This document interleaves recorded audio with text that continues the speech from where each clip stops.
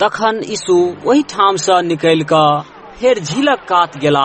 बहुत लोग हुनका लग अबैत जाइत रहलनि और ओ ओकरा सबके उपदेश दैत रहलाह। ओहि ठाम से विदा भेलाक बाद रास्ता में अल्फेयासक बेटा लेवी के कर असूल करऽ वाला स्थान में बैसल देखलथिन।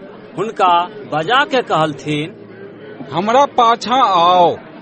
लेवी उठि कऽ हुनका संग विदा भऽ गेलाह। बाद में यीशु लेवी के घर में भोजन करऽ बैसला। हुनका आ हुनकर शिष्य सभक संग कर असूल करऽ वाला और पापी सब सेहो बैसल छल। हुनका संग चलनिहार में बहुतो एहनो लोक सब छल।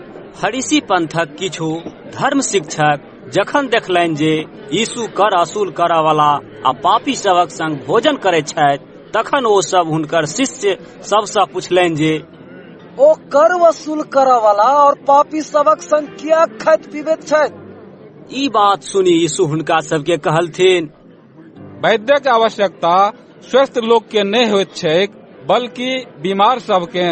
हम धार्मिक सबके नहीं, बल्कि पापी सबके बजयबाक लेल आयल छी।